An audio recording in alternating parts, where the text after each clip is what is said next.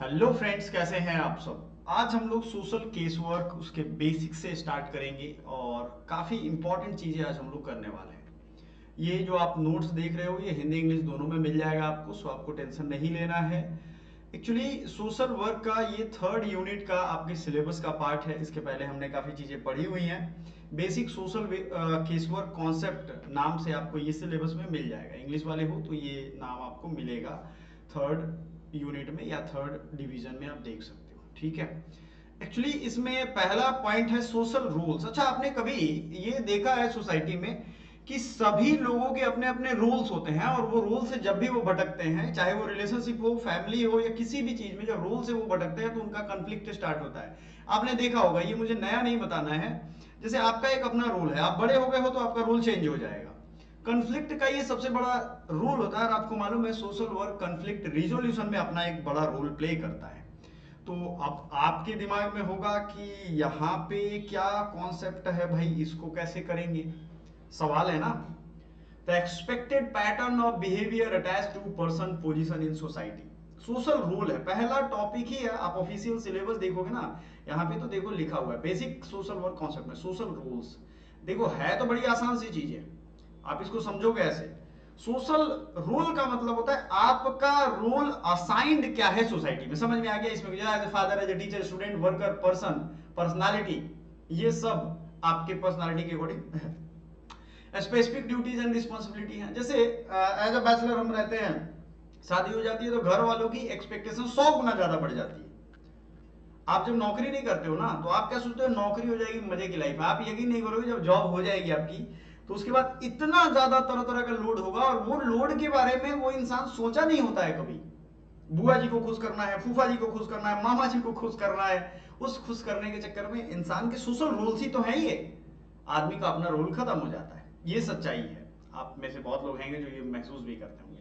तो रेलेवेंस क्या है इसका केस वर्क में, ये सब छोटी चीजें, ये कभी एग्जाम में आएगा नहीं, बट आप समझोगे तब। रोल कॉन्फ्लिक्ट में आप रिजोल्यूशन में, सोशल केस वर्कर में, जब आपसे केस स्टडीज टाइप कोई सवाल पूछा जाएगा वहां पे आप इसका, या फिर इंटरव्यू में आप बता पाओगे। जैसे मान लो इंडिविजुअल में जब रोल कॉन्फ्लिक्ट होगा, जैसे हस्बैंड कहता है कि अरे तुम ये मेरा खाना टाइम में नहीं बना के देती हो, इसलिए मुझे चिड़चिड़ा मिजाज रहता है, ये बोल देती हूँ। Balancing job and family roles, कई बार हम काउंसलिंग करते हैं ना, जब क्लाइंट को सुनते हैं, आगे आपका अप्रोचेज ऑफ केस वर्क आएगा, डायग्नोस्टिक एंड फंक्शनल, उसमें आपको मैं बताऊंगा यहां सारा कन्फ्लिक्ट का जड़ क्या होता है।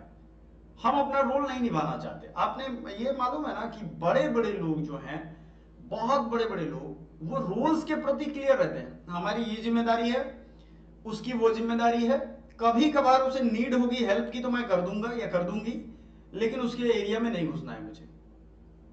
तो जब भी रोल मैल फंक्शनिंग होगा तब इंडिविजुअल्स को काउंसलिंग की जरूरत होगी, उसको एडजस्टमेंट करना पड़ेगा ताकि वो इस रूल को इफेक्टिवली निभा पाए। ठीक है, इस चीज को आई होप आप समझ गए होंगे। तो मेक श्योर कि लाइक कर देना वीडियो। एंड दूसरा, social functioning definition, the interaction between a person's coping ability and the demands or expectations of the environment। आप कैसे काम करते हो अपने सोसाइटी में, आपकी कोपिंग एबिलिटी क्या है। जैसे आप कहीं बाहर रहते हो, जब 10-12 साल 15 साल पढ़ के आप अपने सोसाइटी में वापस जाओगे ना, कोपिंग एबिलिटी आपकी चेक होगी।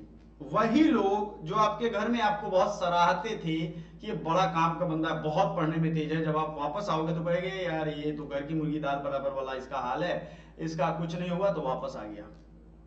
उनके डिमांड्स अलग थे, उनके एक्सपेक्टेशंस अलग हैं। उसमें आप कैसे कोपिंग करते हो, आपने जवाब देने लगे तो सबसे झगड़े शुरू हो जाएंगे। आप मुंडी नीचे करके अपना काम करोगे, अमीर बन जाओगे कल के, तो वही लोग तारीफ करेंगे। ये चीजें होती हैं। तो आपको क्या करना है, यहाँ सोशल फंक्शनिंग में कोपिंग एबिलिटी डेवलप करनी होती है। अब गुड सोशल फंक्शनिंग होगा तो अडेप्ट कर लेगा, सोशल एक्सपेक्टेशन को मीट कर लेगा। जनरली सोशल एक्सपेक्टेशन के चक्कर में मत पड़ना। ये वो लोग हैं जो खुद वो गलत काम करेंगे और आप करोगे अगर थोड़ा भी गलती उनको दिखेगा तो आप पे वो पीछे पड़ जाएंगे। ये ऐसी सोसाइटी है हमारी, सही बात है ना। तो इसमें कुछ नया नहीं करना है, नया नहीं समझना है, ये सारा कुछ आपको पहले से पता है। पुअर सोशल फंक्शनिंग होगा तो बार बार लड़ाई झगड़ा होगा, आपको अपने inability to fulfil the responsibilities और मेंटेन रिलेशनशिप्स, ये कोई नई बात नहीं है। रिलेशनशिप हर किसी से झगड़ा ही होगा, ठीक है ना। केस वर्कर का रोल क्या होता है? अब आप सोचो कि आपकी सोशल फंक्शनिंग खराब हो गई है, मतलब हर किसी से झगड़ा हो रहा है, यानी सोशल फंक्शनिंग आपका ब्रेक हो चुका है। अगर झगड़ा होता किसी एक प्रॉब्लम से होता, किसी एक से होता, लेकिन हर किसी से झगड़ा हो रहा है, इसका मतलब ये है कि या तो आप में प्रॉब्लम है, आप में घमंड ज्यादा है, तेवर ज्यादा है, या आप उनके एक्सपेक्टेशन आप मीट नहीं कर रहे हो। ये चीज है। नीड असेसमेंट क्या करता है? नीड असेसमेंट में definition, the systematic process of identifying and understanding an individuals problem.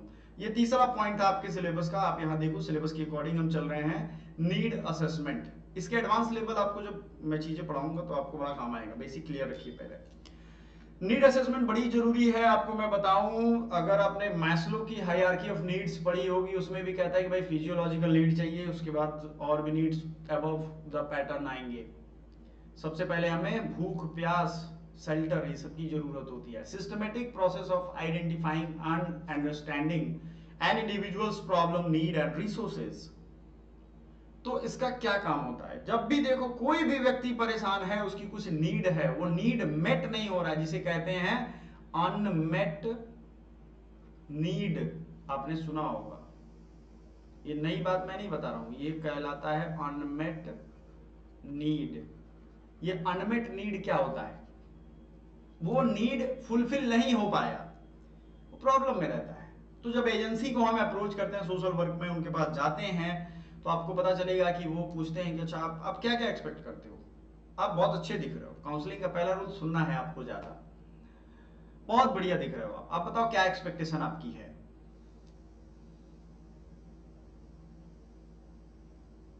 तो वो कहेगा कि मेरी एक्सपेक्टेशन है कि मेरे पास 1 लाख रुपए मेरी सैलरी हो जाए।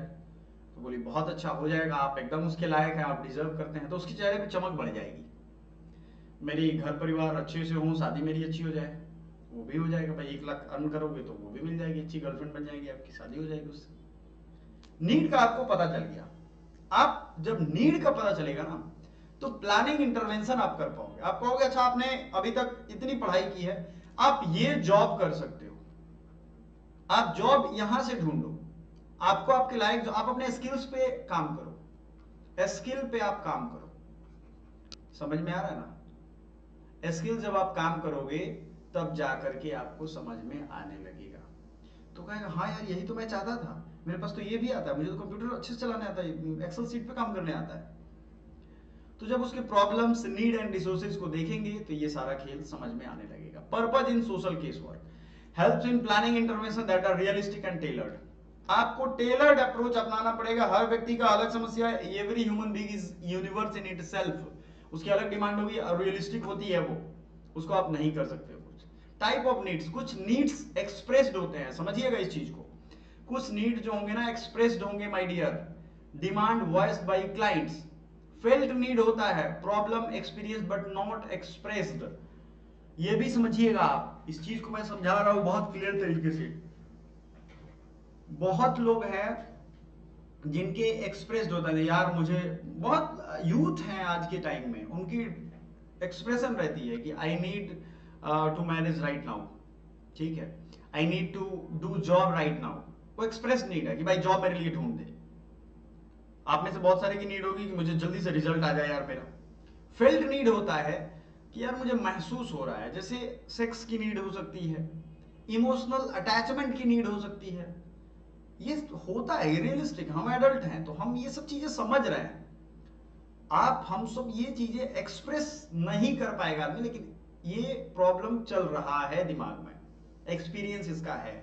Normative needs based on societal standards. ये क्या होता है भाई? सोसाइटी के स्टैंडर्ड्स पे ये नीड्स हैं। जैसे सबके यहाँ पे पक्का 4 मल्टी स्टोरी बिल्डिंग है या 4 स्टोरीड बिल्डिंग है, तो मेरी भी चाहिए। सबके पास कार है तो मेरे भी कार चाहिए, ठीक है ना। Comparative needs identified by comparing similar groups. उस दोस्त की वो जॉब हो गई, मेरी भी हो जाए। ये नीड के टाइप होते हैं। इसमें दो ही चीज समझना है। फेल्ट नीड्स आपके एग्जाम में आएगा, स्टेटमेंट वाइज में पूछा जाएगा। नॉर्मेटिव नीड याद रखिएगा सोसाइटल स्टैंडर्ड्स पे डिपेंड करता है, उस सोसाइटी में किस तरीके की नीड की बात चल रही है। अगला आता है एडेप्टेशन। सारा लफड़ा यहीं पे होता है। सोसाइटी में आपको एक से एक चालबाज लोग मिलेंगे, एक से एक धोखेबाज लोग मिलेंगे, आपके अपने ऐसी ऐसी बात कहेंगे, आपको यकीन नहीं होगा। यहाँ पे एडेप्टेशन अगर आपका ठीक नहीं हुआ, आप सरवाइव नहीं कर पाओगे, सर्वाइवल बहुत मुश्किल है। तो डेफिनेशन क्या कहता है? The process of adjusting to environmental changes, stress और डिमांड। हेल्दी कोपिंग मैकेनिज्म होगा positive problem solving, skill development, negative maladaptive coping, addiction, withdrawal. इसको समझिएगा, आपको मैं समझाता हूं। एडेप्टेशन होता क्या है? The process of adjusting to environmental changes, stress और डिमांड्स। पॉजिटिव एडेप्टेशन क्या होगा और निगेटिव एडेप्टेशन क्या होगा? सपोज दैट आपके पास कोई समस्या, आपके गंवार रिश्तेदारों ने आपको कुछ बोल दिया, दो तरीके हैं अपने पास। सुअर कीचड़ उड़ा रहा है आपके ऊपर, आपको है कि उस कीचड़ में उतर के उसको पिटाई लगाना है, या अपना शर्ट वर्ट साफ करके अपने काम पे जाना है, क्योंकि उससे सुअर तो नहीं सुधरने वाला है। Tiger would never be vegetarian. कुछ भी कर लोगे, टाइगर वेजिटेरियन नहीं हो सकता है। ये आप एक एग्जाम्पल समझ लेना। और एक बहुत अच्छा आपको एग्जाम्पल आप लोगों को लाइफ में काम आएगा। याद रखिएगा, जो मछली पानी में जितना ज्यादा मुंह खोलती है वो उतना तेज जाल में फंसती है, उतना तेज वो कांटों में फंसती है और वो शिकार होती है। आपने देखा है ना, वो चारा लोग डालते हैं, वो मुंह ऐसे करके खाती है और वो फंस जाती है। क्यों? क्योंकि उसने मुंह खोला। मोरल ऑफ द स्टोरी, आप जितना मुंह खोलोगे एडेप्टेशन उतना मुश्किल होगा। सब चीजों को समझो, समय दो, सारा समाधान निकलेगा। तकलीफें आएंगी, बुरा लगेगा, लेकिन ये एडेप्टेशन है। मैं स्किल सिखा रहा हूं आपको। So problem solving, skill development, ये सब है। मैल एडेप्टिव कोपिंग में एडिक्शन, विड्रॉल, दारू पीने लगी, एडेप्टेशन आया, छोड़ो मुझे टेंशन नहीं लेना है। एडिक्शन पकड़ लिया सिगरेट पीने का, टेंशन खत्म होता है इससे। विड्रॉल, भाग रहे हैं उससे, चलो छोड़ते हैं, घर छोड़ के चले जाते हैं। ये चीजें होती हैं। केस वर्क में क्या रोल होगा भाई? तो क्लाइंट पहले तो आइडेंटिफाई करेगा कि उसका एडेप्टेशन गड़बड़ कहां पे है। जब वो आइडेंटिफाई कर लेगा, माय डियर, आइडेंटिफिकेशन बड़ा जरूरी है सोशल वर्क में, कि एक्चुअल अभी आएगा डायग्नोस्टिक सोशल वर्क अप्रोच, उसमें पेशेंट को, क्लाइंट को पेशेंट मान के चलता है सोशल वर्कर, और खुद मान के चलता है कि डॉक्टर है। वो मैटर नहीं करता डॉक्टर ने उसने किए नहीं किए, ठीक है ना? तो उसको डेवलप करेगा adapting skills and reducing mall adaptive patterns. Social environment definition, the external context in which individuals live. अब ये social environment like family, community, work place, institutions, cultural value, ये सब क्या है, इस पे डिपेंड करता है। समझ में आ गया? कोई बड़ा चीज नहीं है। इम्प्लिसिट इम्पैक्ट होगा, it influence behaviour, opportunity and stress. Case work focus understanding client issues within their environment rather than blaming the individual. Unemployment may be linked to structural poverty, not just personal failure. ठीक है ना? तो case work का focus कहां रहता है, इसको समझिएगा। केस वर्क में फोकस ये रहता है सोशल एनवायरनमेंट को, कि जो आप देखते होंगे किसी भी, जैसे पीओसीडी है या किसी तरीके का ओसीडी है, उन लोगों को अगर कोपिंग मैकेनिज्म नहीं आ रहा है, वहां आप गए काउंसलिंग करने के लिए, तो आप उनके एनवायरनमेंट को देखिए। अच्छा, आपसे सबसे ज्यादा आपको इरिटेट कौन करता है, एंजाइटी कौन देता है, स्ट्रेस कौन देता है, उसके बातों से, उससे बात करने के दौरान ये चीज पता चल जाएगा। तो उनके एनवायरनमेंट को कैसे ठीक करना। आपने डॉक्टर को सुना और साइकेट्रिस्ट कहते हैं कि इनका ध्यान रखिए, इनको खुश रखिए, तब जाके ये जल्दी ठीक होंगे, है ना? तो केस वर्क फोकस यहाँ है understanding client issue with their environment. क्या उसके एनवायरनमेंट में एडजस्टमेंट में प्रॉब्लम है? क्या उसकी माँ झगड़ालू है, कंप्लेनिंग है, उसकी बीवी पागल है, वो बकवास लगाती है ज्यादा, क्या वो खुद पागल है, वो खुद इरिटेट होने लगता है, उलझता रहता है लोगों से। Unemployment may be link to structural poverty, not just personal failure. तो अब उसको समझाना पड़ेगा भाई कि सोशल एनवायरनमेंट ही ऐसा है कि अनएम्प्लॉयमेंट हर तरफ है। आप बेहतर होगा कि एक बैकअप लेकर के चलिए। Person in environment fit, pi इसको कहते हैं। इसमें the balance of compatibility between a person need and capacity and the opportunity demands of the environment. Environment आपका समाज है, सोसाइटी, आपके घर के लोग हैं, या जो जॉब एनवायरनमेंट है। अब जो पर्सन इन फिट होगा एनवायरनमेंट में, वो क्या करता है, सब चीज को देखेगा, कंपैटिबिलिटी अपना देखेगा कि हमारी नीड क्या है, हमारी कैपेसिटी क्या है, कि हमारे पास क्या अपॉर्चुनिटी है, हमारे पास क्या डिमांड्स है, इन सब को देखेगा और वो डिसाइड करेगा। गुड फिट का मतलब होगा individual is supported by family, society and institutions. Bad feet का मतलब होगा वो हॉस्टाइल हो जाएगा, अनसपोर्टिव हो जाएगा, मारपीट करेगा, lead to stress, maladjustment, economic, financial, mental, हर तरीके से स्ट्रेस होगा उसको। तो पर्सन इन फिट होने का क्या होगा उपाय? जितना जल्दी आप चीजों को समझ लो उतना जल्दी एडजस्ट हो जाओगे। लोगों को ठहराव के साथ समझना पड़ता है, दौड़ते हुए आप भोजन नहीं कर सकते हो, कितना भी कुछ हो जाए, याद रखिएगा। प्लीज समय देखिए, केस वर्क एप्लीकेशन इसमें होगा।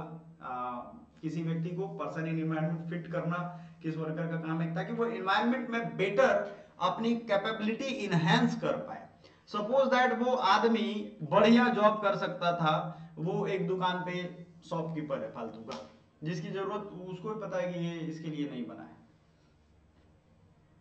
प्रिंसिपल्स ऑफ सोशल वर्क ये है, मैरी रिचमंड ने, फ्लोरेंस हॉलिस एंड अदर्स ने डेवलप किया। इसको डिटेल में मैंने आगे रखा है, एक बार देख लीजिए। यहाँ पे individualisation, purposeful expression of feeling, controlled emotional involvement, acceptance, non judgemental attitude, self determination, confidentiality, clients right to participate, ये सब कुछ है इसमें। ये आएगा अभी डिटेल में, टेंशन नहीं लेना है। Component of social case work, person, individual with problem, need and strength. एक चीज याद रखिएगा कि सोशल केस वर्क के कुछ कंपोनेंट होते हैं।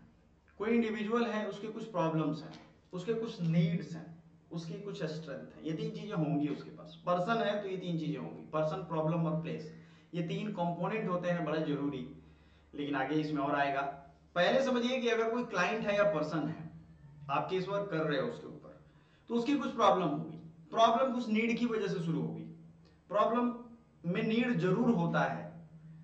आपने कभी देखा होगा कि बहुत अमीर लोग हैं, उनके पास प्रॉब्लम आते हैं, ऐसा नहीं है कि नहीं आता है, लेकिन उनके नीड बेस्ड प्रॉब्लम नहीं आएंगे। बहुत जो अमीर है, स्ट्रेंथ भी उसकी होगी, साथ में पर्सन की ही होगी। प्रॉब्लम क्या होगा? कुछ ना कुछ प्रॉब्लम होगा, डिफिकल्टी फेस्ड विच में बी पर्सनल, सोशल और एनवायरमेंटल। किसी तरीके का उसको थ्रेट होगा, किसी तरीके का उसको लॉस होगा, जिसको वो महसूस करता है। ये सच है ना? फिर आता है प्लेस। प्लेस मतलब एजेंसी, ऑर्गेनाइजेशन जो सर्विस प्रोवाइड करेगा, जिसके पास रिसोर्स है। प्रोसेस, इसमें case work process, sequential steps of study, diagnostic, treatment, evaluation and follow up, ये आपको याद रखना है। क्या करते हैं हम? स्टडी करते हैं 1 नंबर पे, दूसरा डायग्नोसिस, ट्रीटमेंट 30 नंबर पे, इवैल्यूएशन 4 नंबर पे, फॉलो अप 5 नंबर पे।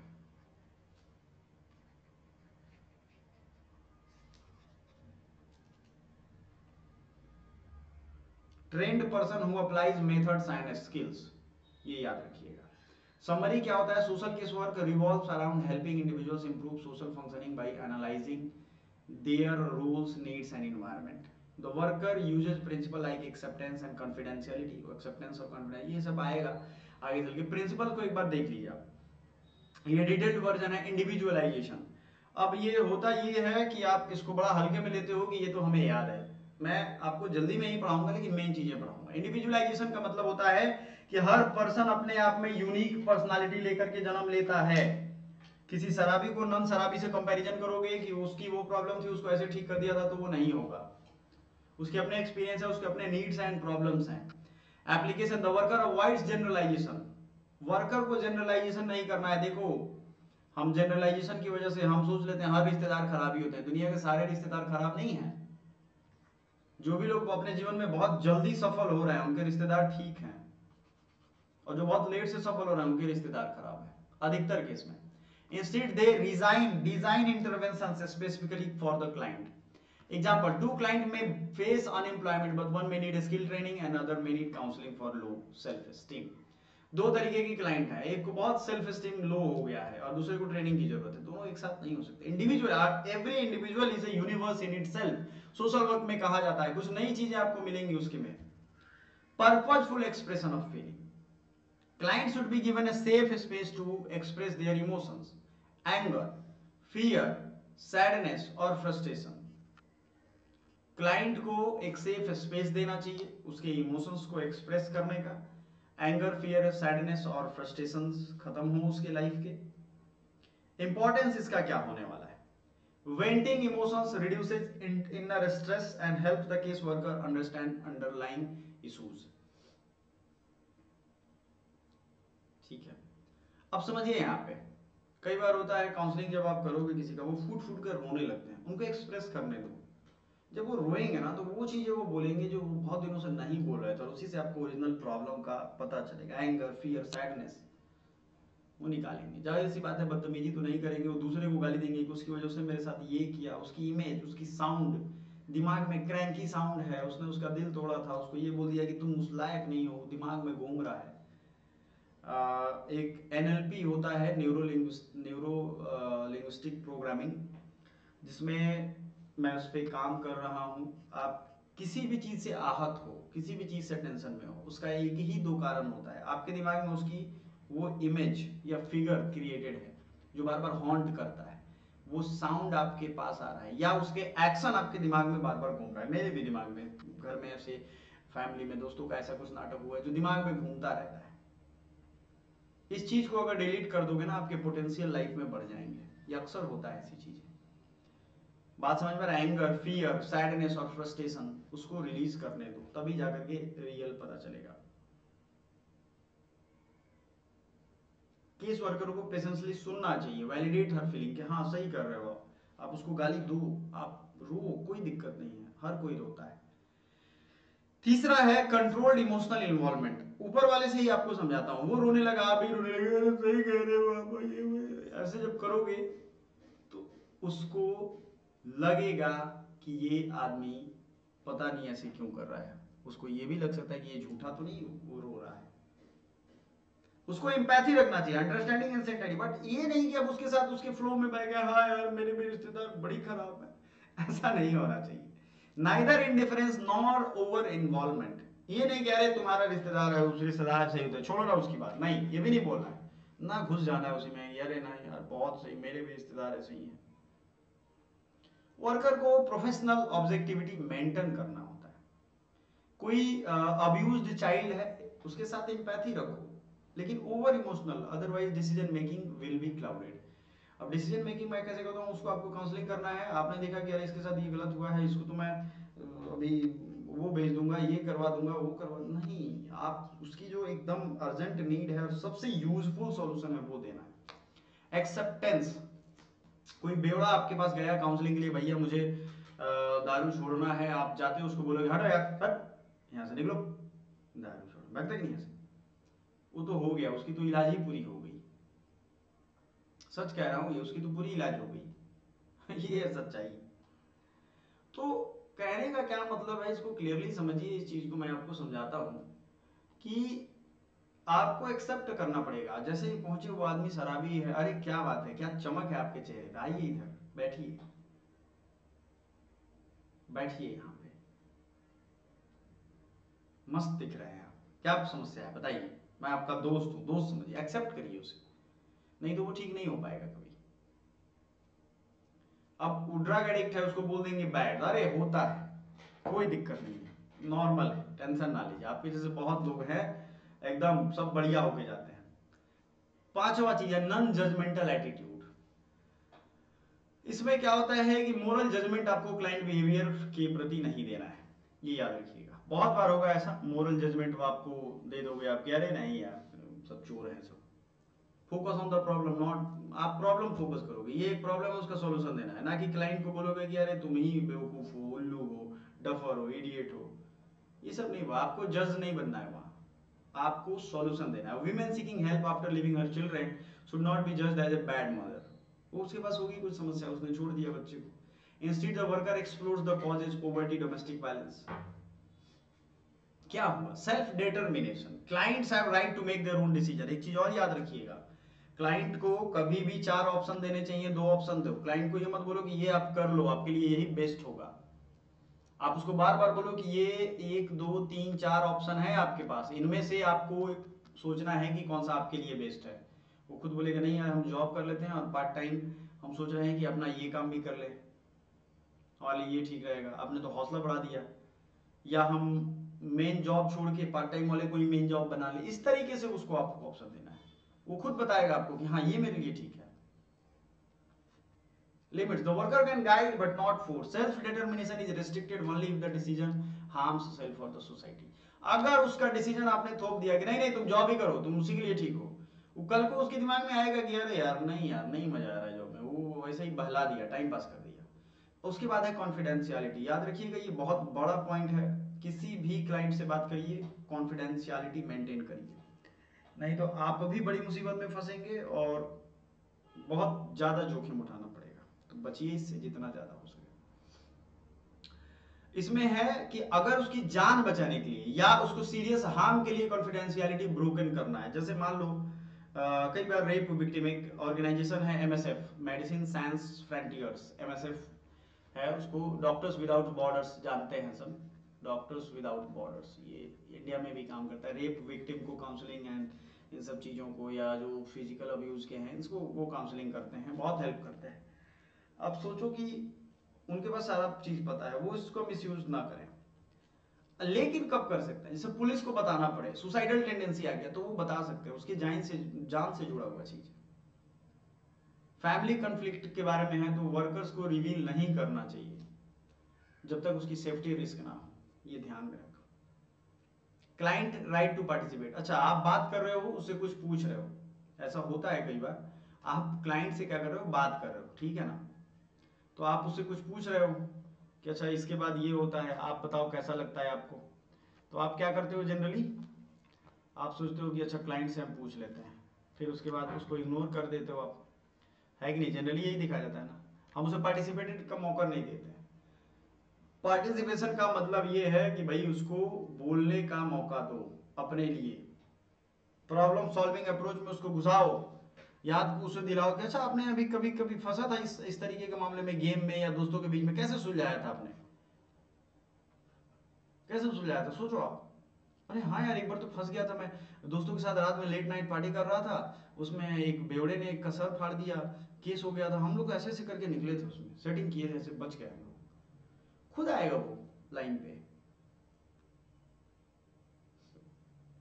आपको ना ट्रीटमेंट प्लान थोपना है उस पर, वर्कर एंड क्लाइंट को ज्वाइंटली अग्री करना पड़ेगा job research, job search, skill training पे। समझ में आ गया। अगली बार हम लोग अप्रोचेज पढ़ने वाले हैं, कैसे अप्रोच करेंगे, वो सब होगा। बढ़िया से पढ़िए, बढ़िया से आप मेहनत करिए, और मिलते हैं नेक्स्ट वीडियो में। Thank you.